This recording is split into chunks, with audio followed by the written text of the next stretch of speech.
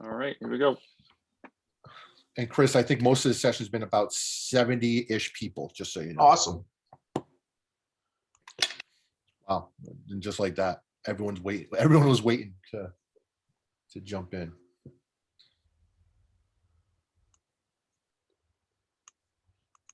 Yeah, you'll like this, Chris. New England, typical New England. Yesterday was in the 60s. Today's supposed to be in the 60s. Friday, they're talking about a chance of snow. Just New England at its best.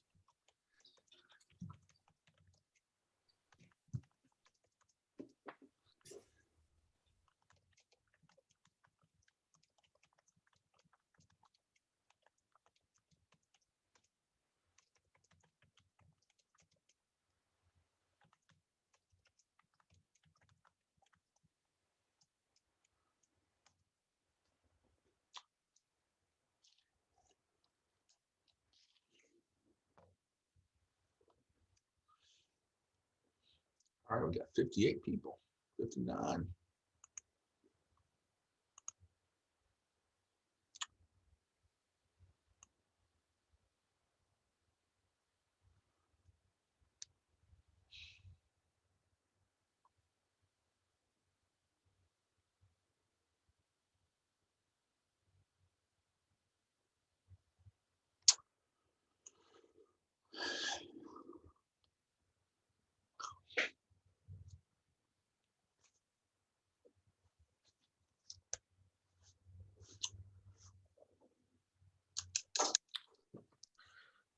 All right, Chris, I have 9:17, so I'm gonna start the spiel and then people can catch up. You got about 59 people in here right now. Yeah. So I'll start that and then so guys, welcome. As you can see by the title here, special events, do's, don'ts, and maybes. We're very lucky to have Chris Nunes, who is the Director of Parks and Rec for the Woodlands Township in Texas.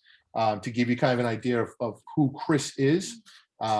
Chris is oversees a $37.9 million operating budget and is accountable for the management of 150 parks, 15 aquatic facilities, and 220 miles of pathways. Chris will get into a little bit more about himself as we get through this, but Chris is a New Englander at heart, Red Sox fan, Dunks fan, the whole 9 yards. You can't take the New England out of the guy that goes to Texas. So Chris will lead us through this discussion.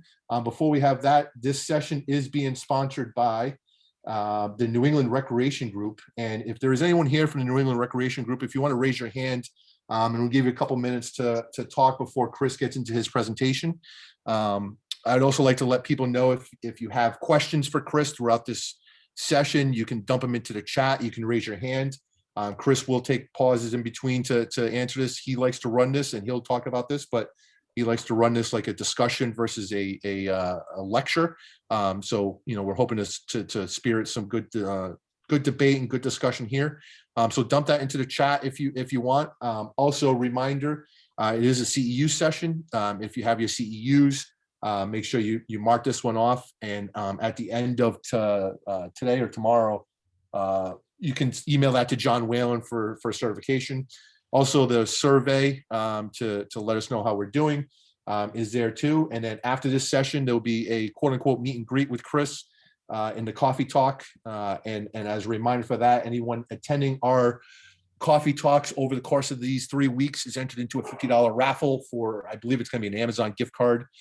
So jump over to that and to the other link. And Chris is kind of be running an AMA and Ask Me Anything. So if there's anyone here from New England Recreation Group, if you want to raise your hand, I don't see any. And Tim, let me know if you see anybody in there as well. Yep, I haven't seen anybody, so I think we're good to start. All right, so we're going to start. And with that, I hand the baton off to Mr. Chris Nunes. You're handing the controller off, right? Virtually. Yeah. All right, Kevin, thank you very much. Do appreciate you guys being here today. I know this is not the way we want to have the conference. We want to be on Cape Cod, enjoying those special memories that I've seen you guys do over the years. This special event session really is the do's, the don'ts, and maybes. And we just wanted to share that with you, that we're going to try to stay away from the COVID discussions. This session was really crafted over the last few years, not to be a COVID session, but we will dovetail a little bit in there. And I just heard from Kevin that you guys have the kiddos back in school, which is great. Some semblance of normalcy.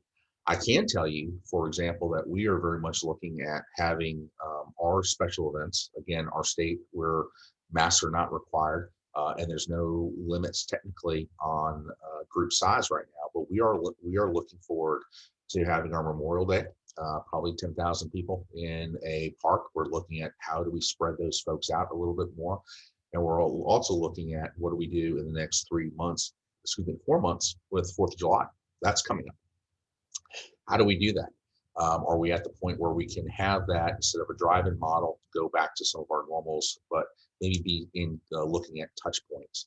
So as Kevin mentioned, really want you to use the chat function. I'll be monitoring that while I'm speaking. Kevin will also assist me on that matter. Please use the chat. I always say in my sessions, I'd rather have great dialogue than just go through all of these slides that we have today.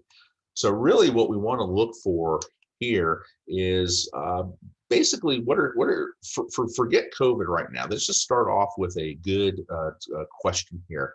What are some of the challenges that you're facing with your special event? The special events that you're having right now or pre-COVID, what were some of the challenges that you were having? Drop those into those. They could be financial, they could be marketing. How do I draw people here? Again, what are some of the challenges you face, again, pre-COVID to doing this? And we have Janine Blaney, who's volunteers. Damian Clements talks about venue. Damian, is it just the size of the venue, the location of the venue, the restrictions of what venue what you can and cannot do in the venue? Just give me a little bit more information. So we have 2 people responding. Again, what are some of the challenges? We've got 67 people here. We've got 2 people throwing down. So it's going to be a long session here. Funding, Christine. Location, the fact they serve alcohol. Okay, let's go when Damian. When we start talking about risk management, let's bring the alcohol back question in. And Annie again said venue and volunteers. So great comments. Thank you guys for sharing. Our goal today, and we're going to probably stretch here to the hour and 15, hour and 10 minutes, but really recognize the components of a special event, really develop a risk management plan. And this is something that we're very, very key on. There are some of our risk management plans, and we do some large events. As I mentioned to you before, we at our peak Red Hot and Blue, we had 150,000 people at our 4th of July celebration. But we also do a ton of special events with 500 people, concerts in the park. We have somewhere about 37 to 44 concerts in the park every single year. So those are things that we have risk management plans, and maybe a 1-page risk management plan, but we're acknowledging that. Or some of our larger events, there are 30, 40, 50 people, and they involve the Department of Homeland Security, things that you just can't even fathom that we have to get into. The biggest thing I think we also need to look at, not only do we want to look at the special event permit policy and processes, because those are very, very important of you're giving approval for third parties to use your event. But we also just want to understand what the purpose and role of an event is. Really, what is the purpose or role? Why are we doing these? What is the real purpose? And we'll explain that in detail a little bit later. So we're going to talk about some benefits and try to get some good Massachusetts pictures here.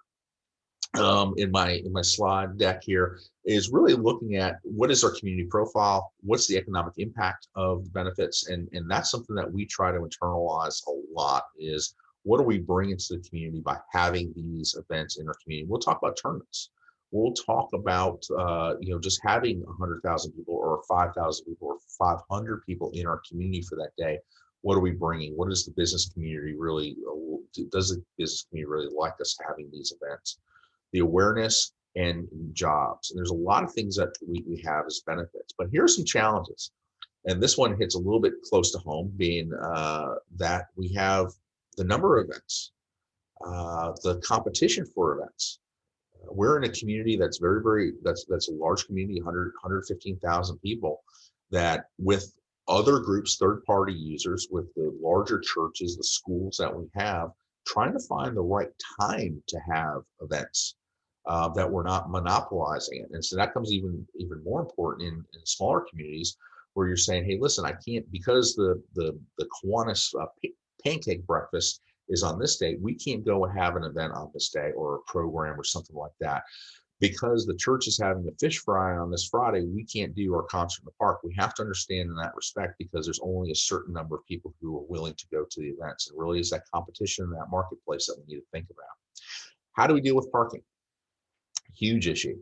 We talk about all the time, you don't build parking lots for Easter Sunday, but we need to understand and respect the impact of the parking on that. Noise, light. We have a gentleman in our community, every time somebody strums a guitar in one of our parks, he's calling the park rangers because there's amplified music. We have to go through that. So we have to be respectful of noise pollution in our parks from this. Accessibility, and as Damian mentioned, alcohol. What is your concern about alcohol? What is your Board of Selectmen's concern about alcohol? Do they have that? How can you improve how can you have alcohol within certain limitations? We are wide open. We allow alcohol in our events. We actually have beer sponsors. We actually have beer gardens. But again, there's police there, there's certified servers there, et cetera, et cetera. We know that there is a positive aspect of bringing alcohol into events, even quote unquote family events, because more people want to have access to beer, plain and simple. They feel that, and we have access to. We allow beer, wine in our parks, as long as it's not in glass bottles. How do you work through that? That's something that you need to think about as a challenge.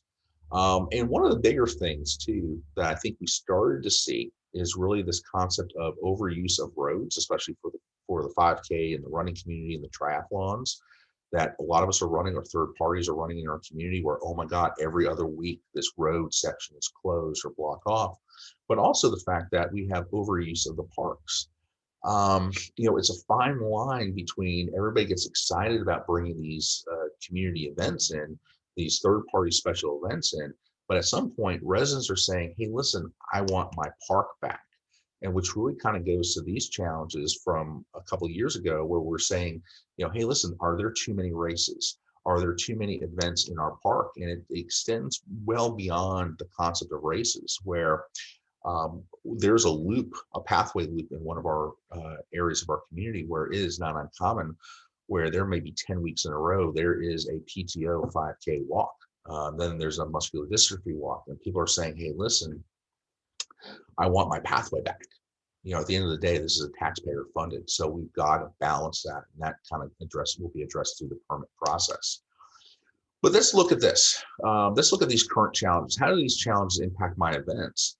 And the reason I say this is actually, if you have these challenges, these are some good things to have. It means your parks are well used. It means your community loves your parks. It means your community really wants to get out and share their kind of views and values.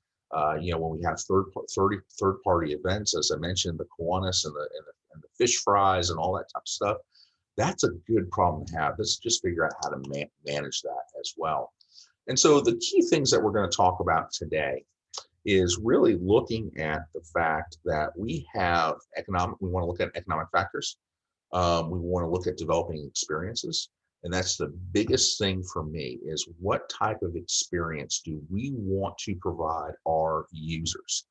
And then where should the money go to that we have for our events? It should be related to the experience. And we'll talk about that very much in depth. We'll talk about budget. We'll talk about logistics. And when we go back to budget, we'll talk about where we can find funding. Okay. That seems to be one of the questions that you have there. Logistics, risk management, marketing, and then we'll also hit on evaluation, permitting very, very quickly. So the question becomes is we have this concept of economic factors, and we're going to talk more about the economic impact of your special events. And we actually can go on and on and on about that. I think I could probably do about 3 hours of economic impact on an event. But the question that we want to have is, here's a pond hockey video image. And we have to understand what is the cost of the event. Are we going to have staff time involved in there? Are we cleaning that ice? Are we removing the trash? Are we assisting with parking? Is there police? Is there fire? EMS support services? We have to tabulate those costs and understanding what are we in for from that. Actually, that looks like it's in Meredith, New Hampshire, around that corner on 25. Are we waiving the fees for our fields? Yes or no? Are we waiving the fields for our recreation centers, for our parks? Yes or no? And that gets into a very, very political situation. And the question becomes also is, will this event generate new revenue for the community? Many of you guys are not have what's called sales tax. You're all on property tax. And that's a good thing and a bad thing. But we do look at the fact that this group of hockey players is down there in Meredith. They're eating at Giuseppe's Pizza. They're eating at all of those restaurants in the mill complex there and enjoying that. That is contributing to the success of those businesses, which then internally contributes to the property tax. So we look at that, and it's just about that overall activity of what these events can do. We've got to quantify them a little bit. And so we can do this for a tournament, whether it be a five-team tournament, 10-team tournament, or maybe even something a little bit larger. This is on sales tax analysis. And I use this, and I understand you guys are not on sales tax, but it helps to understand of what is the dollars moving through the community as a result.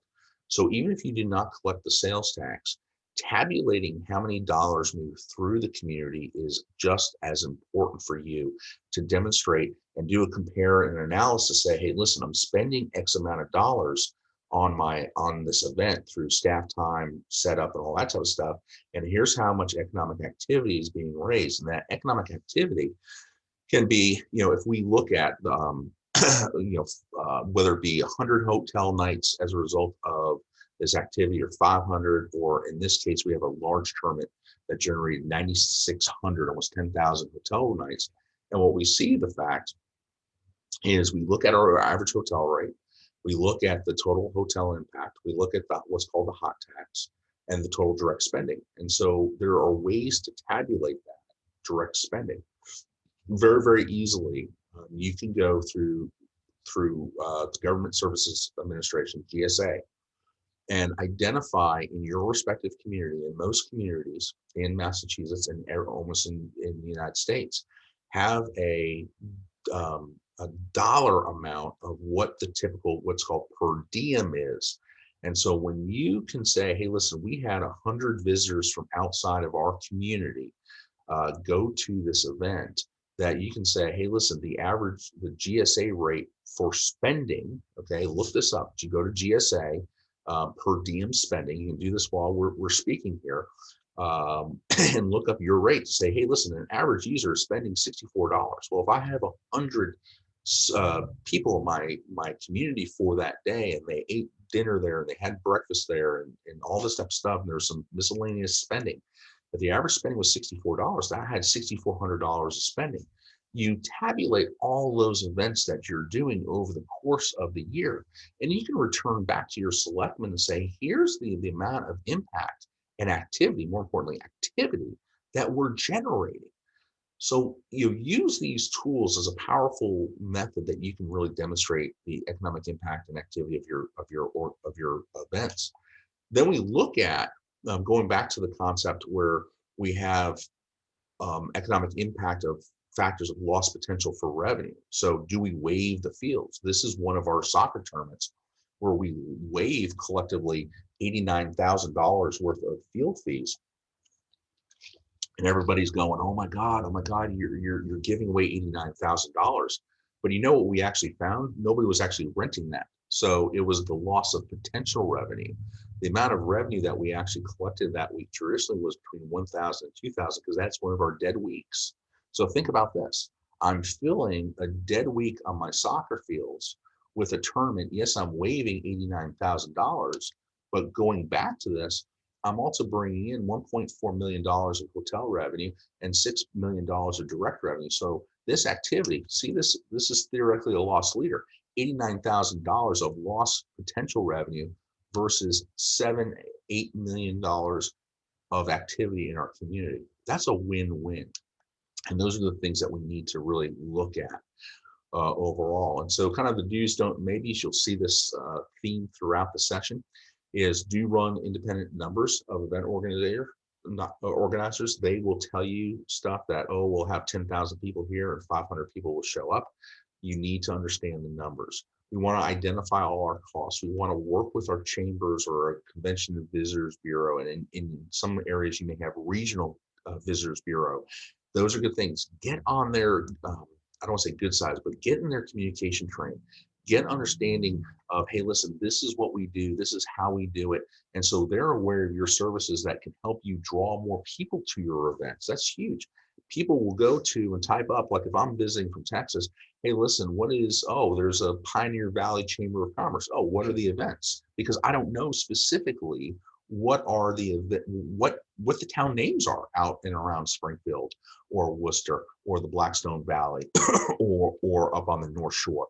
I've got to understand that. So by locating myself, by fixing myself to these CVBs or chambers, some of the regional, I can further draw people to my event, and then they're going to increase their spending in my community, and then I'm going to tabulate that spending, and therefore I have something to show my selectmen to say, hey, listen, this is the overall economic impact. Awesome opportunity there. Also, of course, use some agreements, making sure, you know, we're still a lot of this time in our handshake deal with a lot of these event users, third-party users, and it might be the Kiwanis, it might be the JCs, but make sure you've got some sort of facility agreement. And if you guys email me, my email's at the end of the presentation. Happy to send you some of these agreements. Paperwork is key in this, and you'll hear that further on. Don't just look at the cost of hosting an event. Look at the true cost. What is the overall cost? We want to look at the fact of the lost potential. If facilities were never rented during that. That's what I was mentioning, that we didn't really have $89,000 of lost revenue. We had $89,000 of lost potential revenue. And so that. Now, here's a key aspect of really special events. You know, why do people really attend events? And we identify a number of different things. Be with family and friends, awesome, great. Escape, great. We look at experience new and different things. We also see exciting and stimulating experiences. We see shared experiences. When I got into recreation 30 years ago now, that was the first thing that they said. This is about shared communal, recreation is about shared communal experiences. And we can identify all these groups from around our community. We can bring them together. We can acknowledge the differences, but we can also share the experiences and also share what similarities we have. So that's the greatest thing about recreation. But you see in this, you really see in this, why do people attend is about the experience. And so the real push that I want you to take away from this session is how do I ensure overall that all the revenue, or I am keyed into providing the best possible experience. I want to make sure the money goes back to the experience. And so here's the thing, what makes unique experience? I want you to figure out this. You have a concert in the park. And so if you're Longmeadow and East Longmeadow, you both have concerts in the park. How do you differentiate your concert in the park from, how does Longmeadow differentiate their concert in the park from East Longmeadow? How does Chelmsford do it from Tewksbury? Think about that. How do you differentiate? What makes your July 4th different? You know, we can use themes, definitely there. How do you differentiate your experience on customer service? We have a number of folks who run races in our community, third parties, and some of them are phenomenal customer service folks. They have people answering the phones. We have another race organizer who will never answer his phone, never answer his email. He's not doing that well. Again, we're differentiating based on customer service, which relates to the overall experience. And we also need to understand the role of the event. And here's a great example that I use often. And I kind of said to myself, the bane of my existence really is kind of bouncy houses. And I said to myself, okay, somebody was saying we have a Veterans Day. And in my mindset, what is a Veterans Day recognition? Veterans Day to me is very much about, hey, listen, we're honoring and respecting the veterans. And in my mindset, again, I'm thinking the remaining World War II veterans, Korea, Vietnam, Afghanistan, Iraq, and that type of thing. And then all of a sudden, I said to myself, oh, we're not going to do bouncy houses and all this type of stuff because it's not a remembrance. And then a veteran came to me, one of my staff members who was younger while serving in Iraq, Afghanistan, said to me, well, why don't you have bouncy houses? I'm like, what do you mean? It's a remembrance. I said, no, we've got our families coming to this Veterans Day. And I'm like, going, wow, what is the role of the event? And so we have to reflect on that. And of course, the thing that we want to kind of departing from that we want to understand here is if you can do only one thing about the experience, you got to keep the restrooms clean. It sounds so stupid, but it is the key experience, because we need to understand the decision maker about coming next year or coming to another program or service, or the person who's going to fill out the evaluation is not a person that looks like me. It's typically going to be especially for family events, a mother with kids who's going to fill out those evaluations, who's going to speak on Facebook about how good or bad the event was, and it's all going to be tied to the bathrooms. So let's go back a little bit further into this is, in your mindset, and we can put this up in the chat.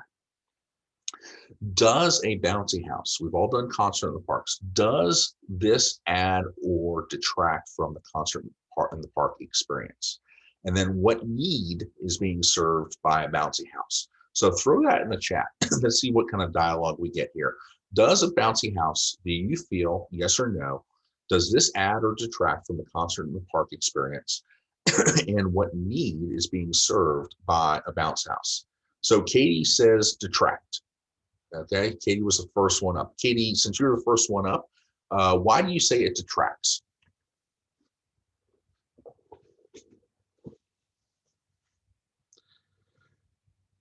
We got 78 other people besides Katie.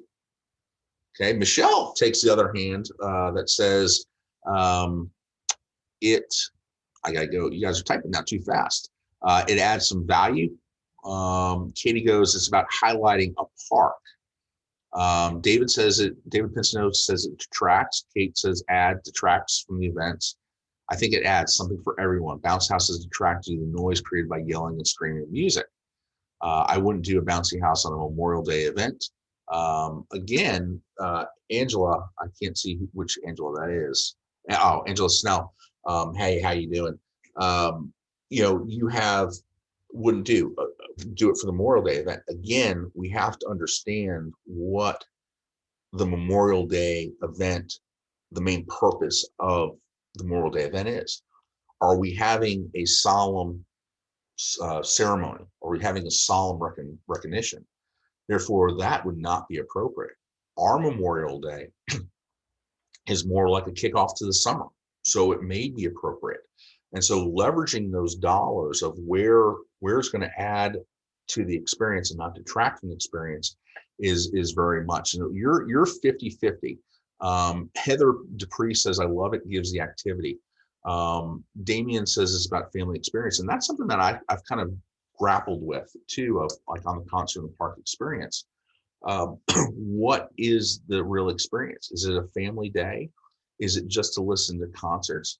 Now, if I had a concert series that was more kind of classical music per se, string quartets, yeah, I probably wouldn't be putting out a bouncy house.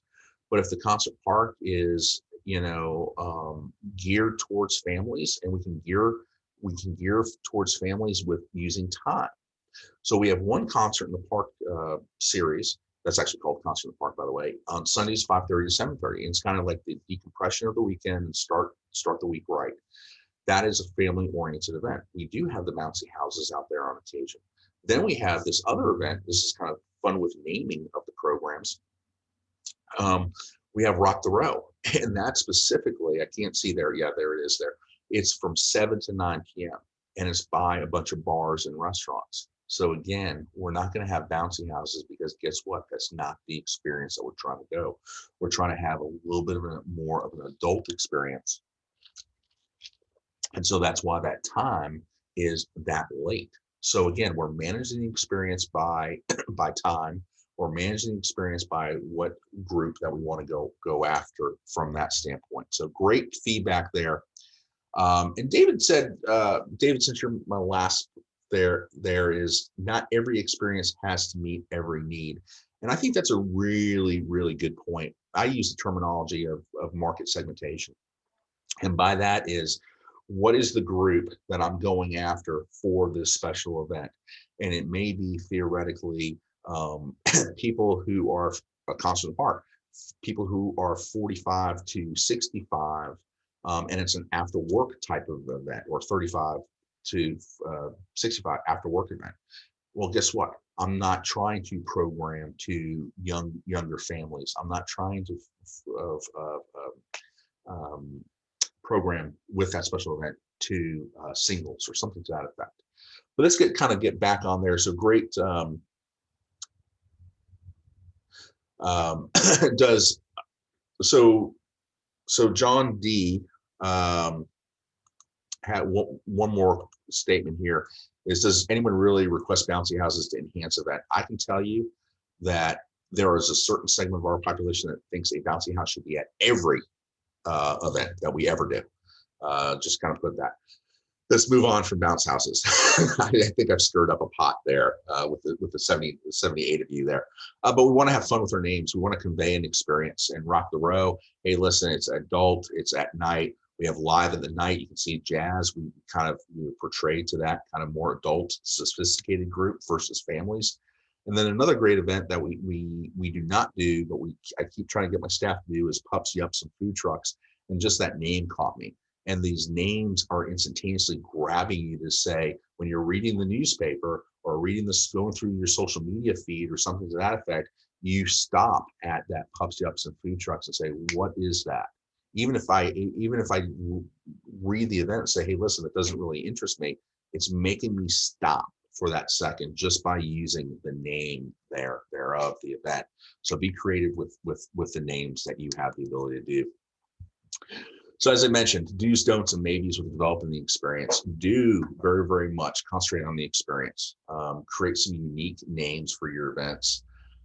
Understand your brand experience. Our brand very much is about the experience. Our brand is also about safety and fun.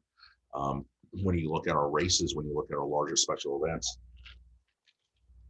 you always see sheriff's officers. You always see a lot of traffic cones, especially for anything that involves roads, probably double the amount that are required by the county. We have to do things with our county because they actually technically control the roads.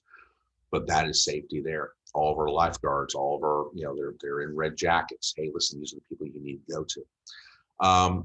I'm not a big fan, and maybe you've heard of this. I'm not a big fan of giveaways because they just end up in the trash.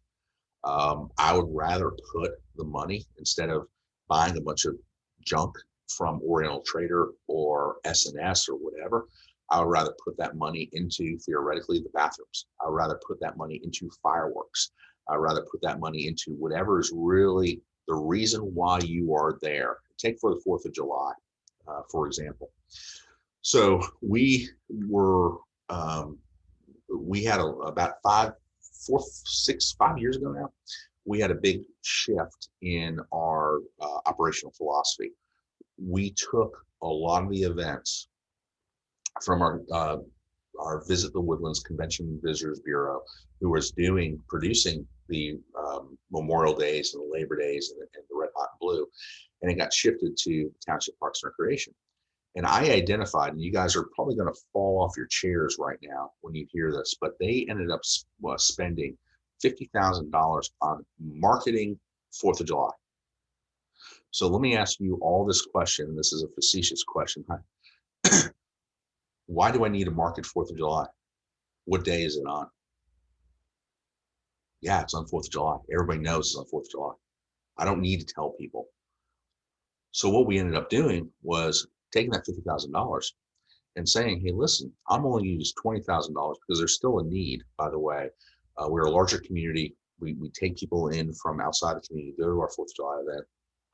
We need to educate people, market people, and advertise people of where are the best sites to view the fireworks? Where are the parking lots? That type of information is very, very key to get out. But what we did was from that $50,000, we took that $30,000 and loaded it up into the fireworks show. But what ended up happening? We increased our fireworks show by another 8 minutes by X number of shells.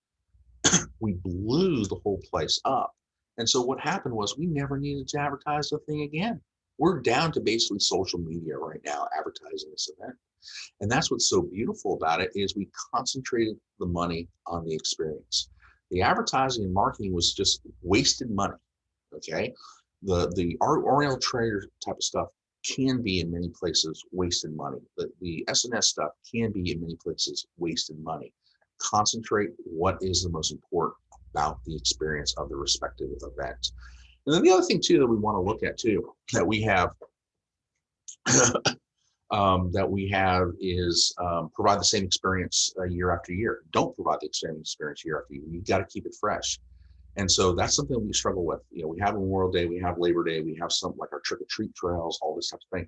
How do we just tweak it a little bit different? How do we tweak it that we still maintain what the sense of purpose of the event is, but we're also creating something different? One of the things that we looked at with Memorial Day, one we did add, because our Convention and Visitors Bureau was not doing anything patriotic with Memorial Day, we added a swearing in of new recruits from our Navy Detachment Recruiting Center. Awesome. We had 25 kids taking the oath. It was the most beautiful scene. But on the backside of it, because it's still the purpose of the event was kick off the summer, we made a giant sandbox in our park. And ironically, what do we use that sand for? We then top dress the park with the sand. Beautiful, makes all the purpose of the scent, but we keep it fresh. We're adding new things to the event. And as we mentioned, very, very key in there, we need to understand what adds and detracts from this. All right, budget. Let's look at this. I probably don't do enough due diligence here to really think about where you are getting the revenues here, but we want to talk about that. We need to understand direct cost, all of our staff time. What does it cost to produce the event? But we also look at, per the question here, was revenue, registration. Are you charging a fee? Yes or no? Are you doing sponsorships? Yes or no?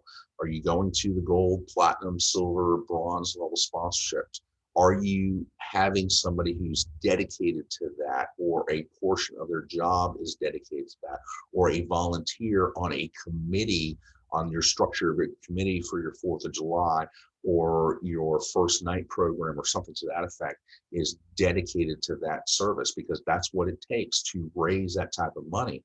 But we also need to realize that when we talk about sponsorships, while cash is king, the other thing too that's very, very important is the fact that, hey, listen, in-kind sponsors are just as important. If somebody's going to be able to give me that they can't give cash, and we have a local restaurant here called Cane's. It's a chicken finger place. They can't give any cash, but they can give us literally 100 gallons of iced tea, and everybody loves their iced tea. If I have to go buy that iced tea, that's about $2.50 a gallon times 100. It's $250 that I'm not spending on the production of this event to provide refreshments for our staff. That is just as valuable as that $250. And yeah, we're seeing more and more people giving in kind. The other thing that we want to reflect in this slide too is what are the critical expenses? And this is a race that we do on a yearly basis. And we see the fact that the critical expenses for us, and remember I talked to you about brand, what our brand is about. Our brand is about safety, and that's why we have barricades in there. That's why we have for directing people in there, and it's a lot. Most places wouldn't have that much, but safety is paramount. And the other thing too that is paramount from a critical expense related to the experience is the fact that people want finishers medals for these races, which again, it's a participation trophy. Hey, listen, I completed a 5K, which even I can do. If you ever looked at me, that's a monumental task, trust me. So we look at that there are 1,500 medals, that are $3,100. That's part of that experience that we look at, that is critical, that we need to move as much money into that finisher's medal, because everybody wants a new, different finisher's medal. And that's unique to that specific event. So we've got to figure out and craft that money. Where are we taking money away from that maybe not pertinent to the experience? But what is most important to the users of this race is the fact that we have those finishers medals, and they be good, they be unique, and that's the value that they're receiving for their registration dollar. The other things that we want to look at too is just another thing that's critical to our race is the fact of race timing.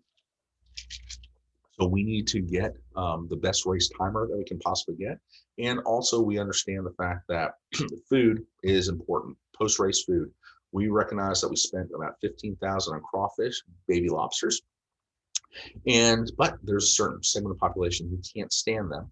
Probably it's about 70-30 in our 70 people who like them, 30% don't.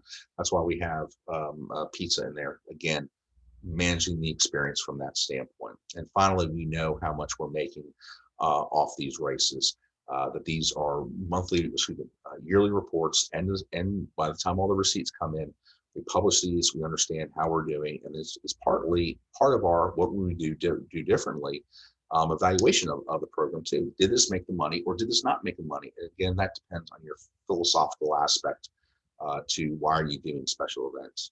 So the don'ts, and maybes. We want to look at this as track all expenses, understand the financial goals. Do you have a goal? Is this special event supposed to be a 20% cost recovery, 40%, 60, 80, 100% cost recovery? Are you supposed to make money on this event? Or is this a completely free event and it's all tax supported? And you know what? That is fine too. One of the things that when I was a lot younger and in smaller agencies, I used to have this, my goal was to do special events for $1 per person. That's it, $1 per person, not including staff time. So if I had 1,000 people come to my Easter egg hunt, I wanted to make sure I was doing it for $1,000. And that I could say that's something that people can get a hold of in their mind, that the town council or whatever says, well, how much did you spend on the Easter egg hunt? I could say $1,000. Oh, well, that was a lot. I said, well, first selectman, Mr. Mayor, whatever, we had 1,000 people. Oh, that wasn't that bad then. Do you see where we're going with that? Right now, our 4th of July event is about $2.50 to $3, and I'm continuing to try to push that down to the $2. So hey, listen, yeah, we spent we spent $100,000, $200,000 on the event, but we had 150,000, so that's $1.50. Sorry for the math faux pas there. So you see where we're going with that. Oh, I'm breaking it down into a very, very manageable number for a financial director, a board of selectmen, whatever you guys answer to. Again, don't have to be on cost recovery, but you can also say, hey, here's a simple way to understand the numbers.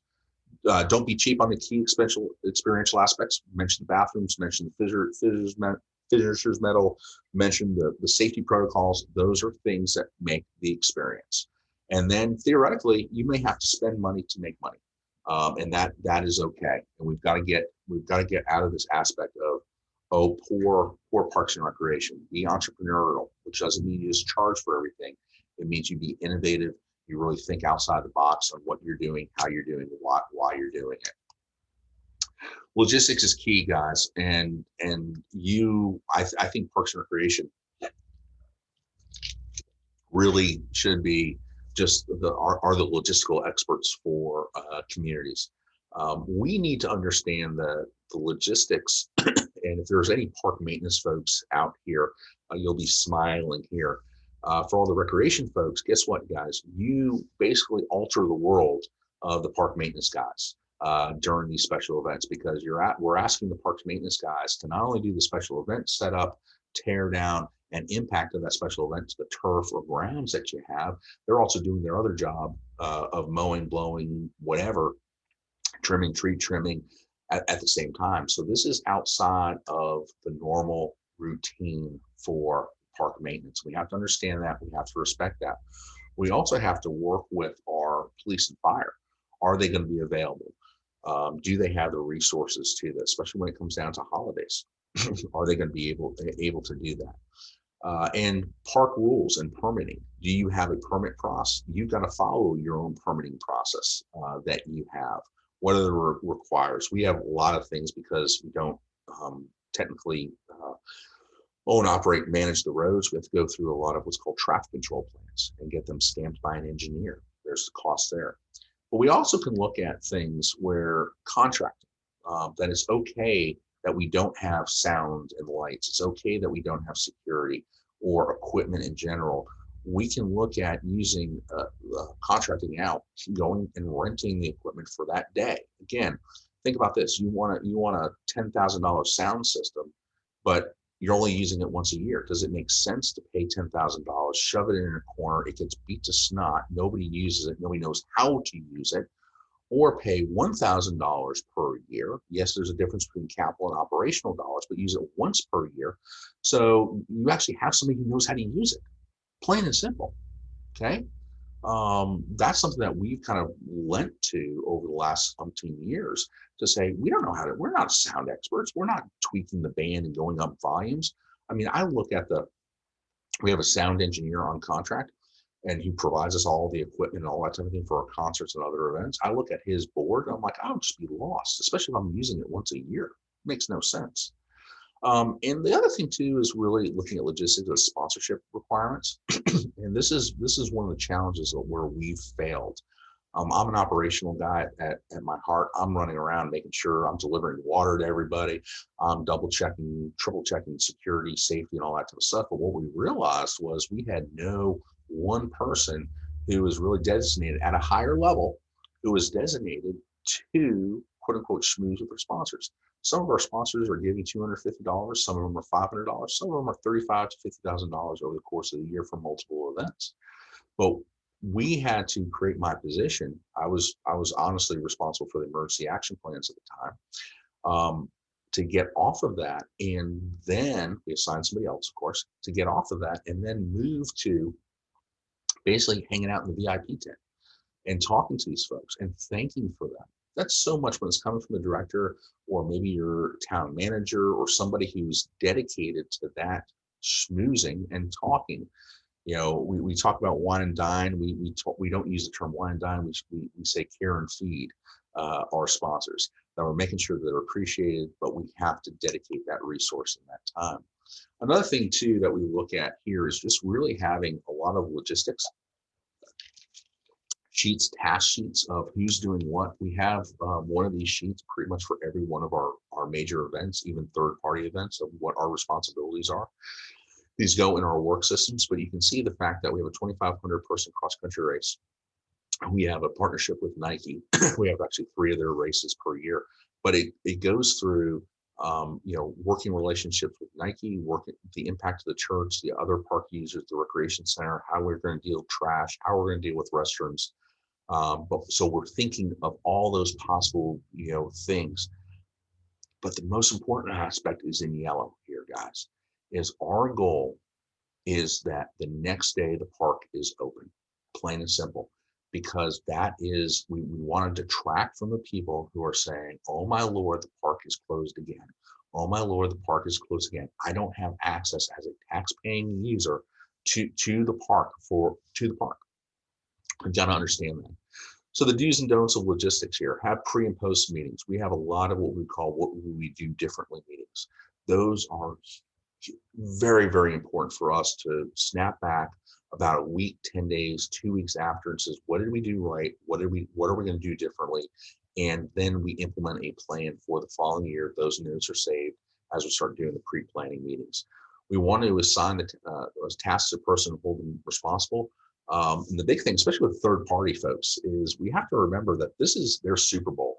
We go through this every single week with the Kiwanis fish fry and the bean supper and the frisbee, ultimate frisbee tournament or whatever it might be.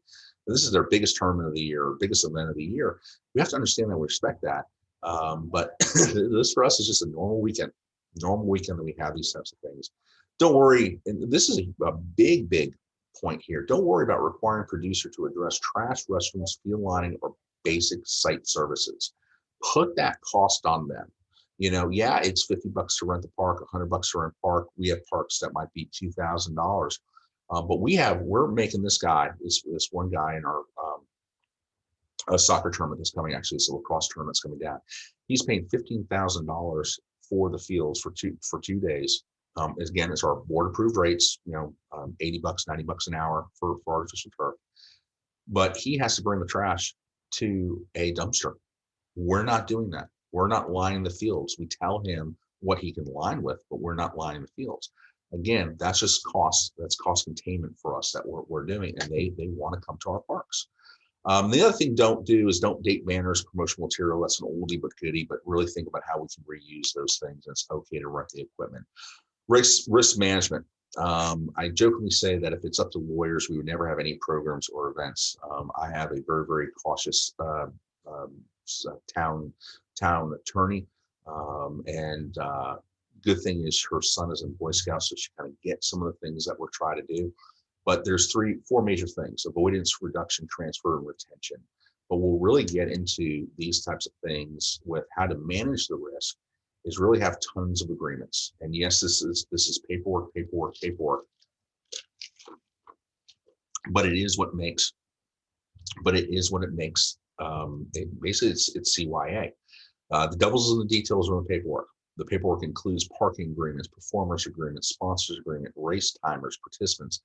Again, it doesn't matter if it's a concert in the park with 500 people. Do you have your performer agreement?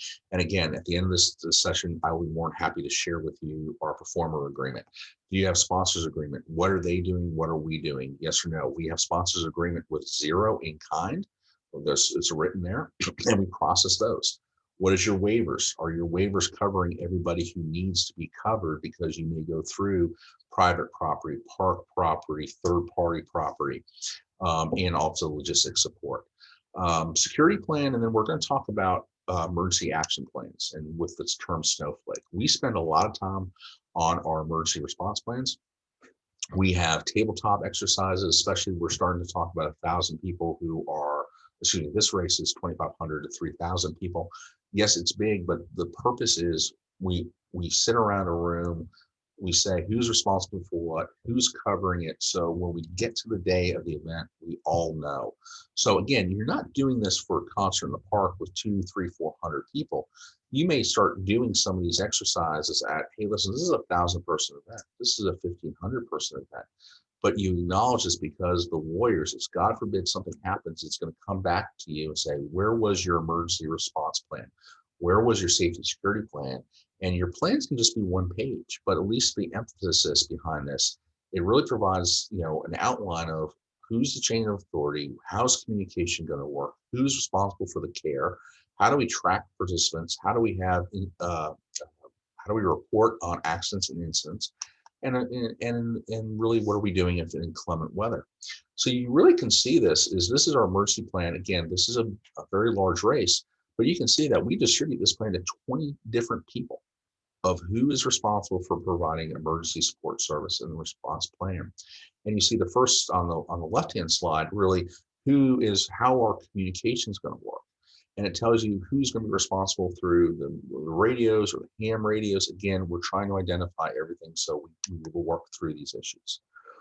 One of the biggest plans that scares me to death, guys, is the fact that if we ever have a lost child, and one of the things that we've done over the years is really looking at what we call our Snowflake plan. And so we have moved to our cell phones, and we use an application called GroupMe. I think many of you are familiar with GroupMe. We can put everybody on this list, and GroupMe pops up like a text message. And if we see Snowflake on it, it's the coolest situation, because we're trained that these 8-9 people, I'm in the middle of the park. I might be in zone, where am I? Am I on this list or not? No, I'm not on this list for this event. But you will just see people get the message Snowflake, and they just start running to these zones. And typically we will find the fact that, hey, listen, we have a kid 8 years old we're looking for a kid who's 8 years old, who has tan shirt, blue shirt, brown hair, whatever. darker complexion, lighter complexion, doesn't matter. And these people are dedicated to finding that kid. If we don't find that kid once, we will go through the cycle again, and then we will bring sheriff's office in. But we also, from a lot of our the events, will actually have a sheriff's officer right there. That's very, very important. Again, safety is our brand. People want to know what we're about, and they feel confident in having our kids there. Actually, we lose more parents than we lose kids. Just saying that. Now, this also is another thing that we looked at too, and it was very, very sad. Post the Boston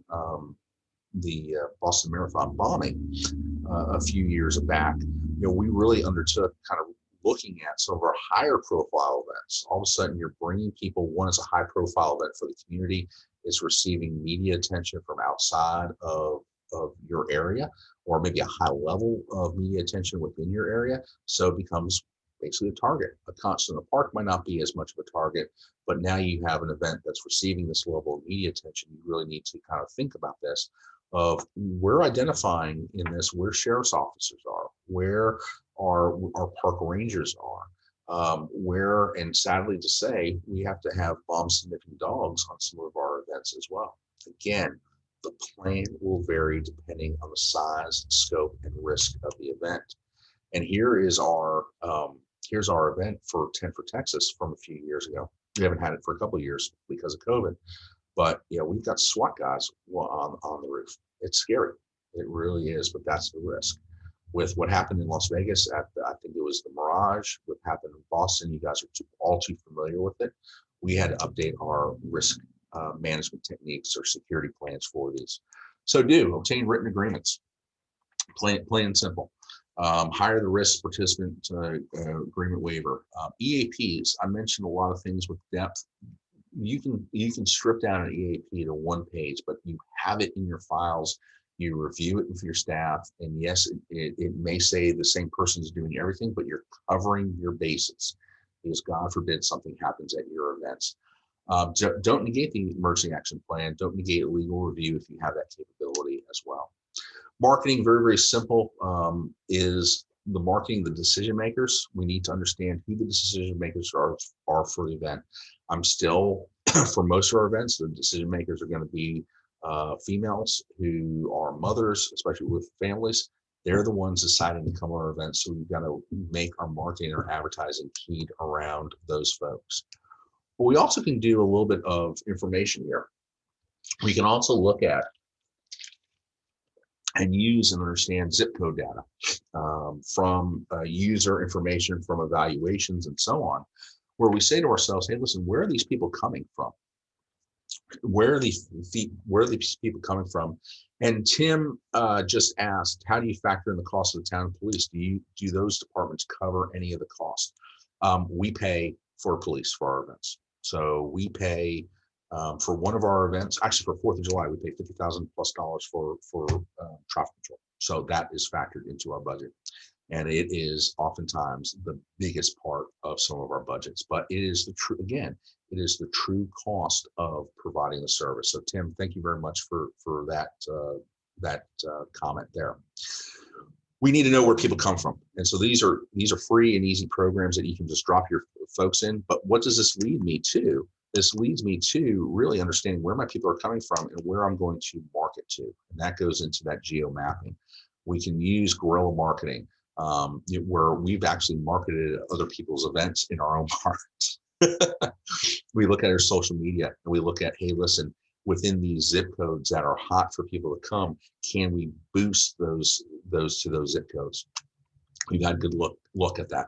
Can we use constant contact, where we understand how many people are reading our messages, how many people are opening the message, how many people are clicking the various links to say, was this an effective message? You can do all those even if you're a smaller community. Just level the sources there. Do create a need, relevant. Do create a needed relevant event that goes back to the experience that we mentioned so many times. Know your market and audience. Are you going after a youth? Are you going after a family? Are you going after singles? Are you going to go the after work crowd? Very, very important. And parallel to that is really understanding the timelines. that you're operating. So when do I need to understand where I need to market and advertise for a 4th of July event? I need to be pushing that event. I mean, everybody knows 4th of July, everybody knows fireworks on the 4th of July. I need to be loading up all my dollars probably on the 2nd, 3rd, and even 4th of July through the social media to say, hey, this is where parking is. This is where the best view sites are, because I'm not looking for that information in late June. I'm not looking for that information until that 2nd or 3rd or 4th. So understanding how the dynamics of your event work with the population that you chose really is going to be created your marketing plan, which, okay, I've got to go back a certain amount of days. I got to go load these advertisements up in social media. I got to go get approval for the advertisements through whatever approval mechanisms that you have in your organization. Those are all things you need to think about when creating that timeline. But conversely, we want to make sure that you guys are just not promoting through social media. There are other mediums that are very effective for people. Your program guides, your flyers, you're working with your local churches, your youth, your other various youth groups. Program marketing and advertising within your program users base, hugely important. And there also is some need for traditional media. It is okay to have a newspaper ad. It's not that bad. Really, we're looking for newspaper ads probably for our larger special events, our community or regional wide special events. That makes perfect sense. So select the right medium for the right market that we want to look at.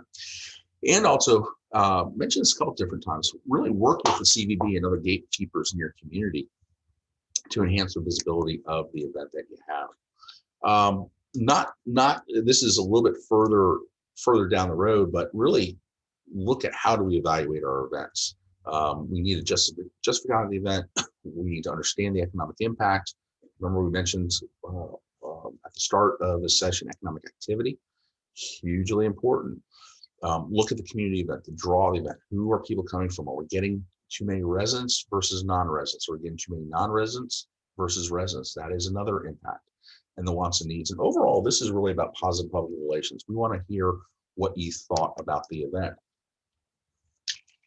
So we can do a lot of surveys. On our community, and we realize that here's a survey that was done for one of our races, and we look at the data, and I see, wow, 68%, 69% of the people thought the information provided was excellent.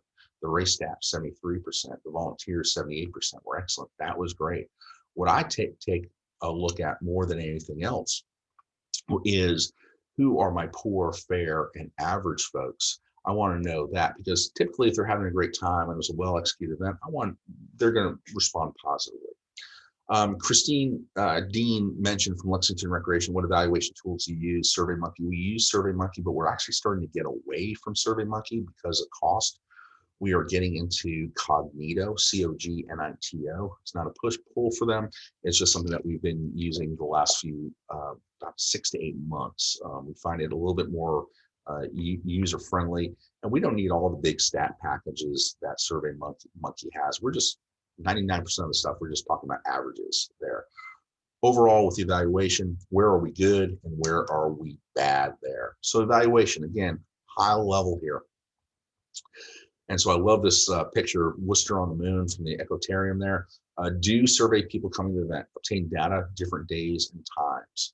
So if you have multiple days, like a five-week series of concerts in the park, hit some people every single week. If you have a one-day event, and hit people at the start of the event, the midpoint of the event, the end of the event, to get a different flavor of what's going on. Relate the surveys to the event. Don't survey people and not use the data. That is huge. We have so many evaluations in our cabinets, in our file drawers, and I jokingly say, oh, what we do is we say, oh wow, great, we got a 4.5 out of 5. That's great, and then we don't do anything.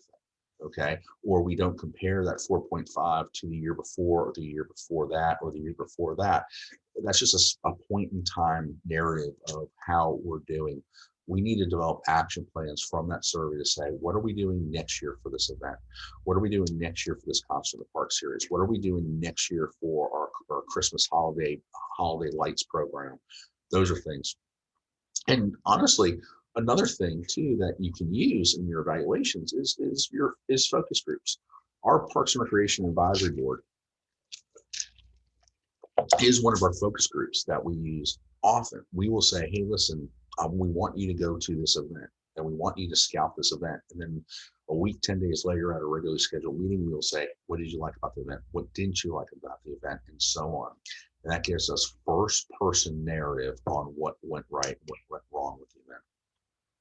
Just talk to you a little bit about permitting. Really, this is for third party use. You need to have a full grasp of what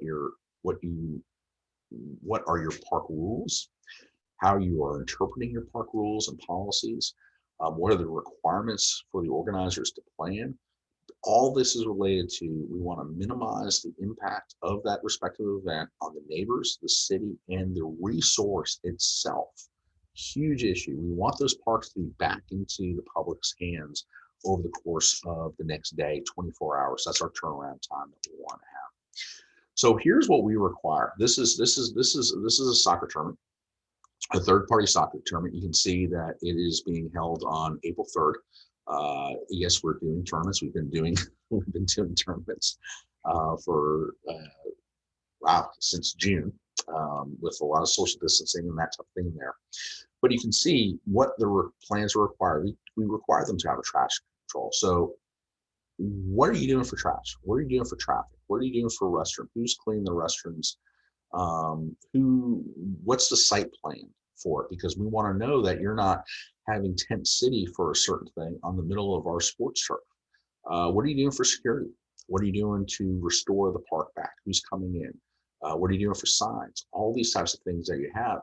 And what you can see too is on this that we have, approximately 800 participants will be, and we're not allowed to they're not allowed to tent stakes. This is their permit. And so we've gone back to these permits and say, you put stakes in the ground, you blew our irrigation system, and guess what? Now you owe us $500 repair. Here's the bill. We look at the fact that they're not allowed to go through certain gates, those things, because that's important to our neighbors.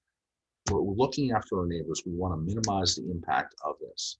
So do's, don'ts, have a process to ensure compliance with city and town rules and requirements. We may even have to route these permits to public works, fire, police. We don't want to make it so complex that you look at the form, pure government bureaucracy, you see 85 pages. We want to be friendly with you. And we want to also, because we do this every week, we want to offer the public advice on, hey, listen, have you thought about this? Have you thought about this? Most times, we're not trying to be stalwarts on this matter, but we want to provide them reasonable expectations of what has gone well or not well in the parks. And then, of course, understand what can and cannot be what can and cannot be approved by staff versus the board or city council that you're in. For example, we can approve pretty much everything, but we can't approve overnight activities. So we have a couple of what we call 24-hour tournaments. Those have to go to our board of directors. Great, we have to plan and backload that time. All right, guys, final push here. We've got 5 minutes left and we're most happy to take questions. We want to create the experience. That's our biggest thing here. People don't buy services, they buy what they get from. Give them experience, but they will remember and minimize the impact on others. We said that over and over and over again. Okay, guys, we're in the final push here. My address, my email address is right there. I see Kevin popping up, CNUNES at the Woodlands Township. I've talked about permits. I've talked about our emergency action plans, safety plans. I've talked about marketing plans. Anything that you guys want, I am happy to email that to you. Or if you've got a question right now, be happy to do that. Tim just reminded everybody to fill out the SurveyMonkey survey. I guess you guys use Survey, not Cognito. We're always one step ahead of you, Kevin. Always. But really, thank you guys for your time and happy to answer any questions. Yeah, guys. So if anyone has any questions for Chris while we got him for a few more minutes, please pop them in. Patty's asking in the chat. You can see that too, Chris. We have an online permit application for all special events that are signed off by all departments with specific requirements for each event, all signed off knowing what is happening. Yeah, we do that. What we've also had to do is we have park rangers that are on Saturdays and Sundays. And so we will hand those, we've managed, we're refined a process that what's called the lead ranger gets those permits. So he knows exactly what's going on, what's exactly allowed or not, because for years, actually, it was just, the permit was stuffed in the file, but we failed to communicate down to the rank and file who we rely on Saturdays and Sundays to execute. Hey, listen, you're not supposed to be parking here. Your permit says this.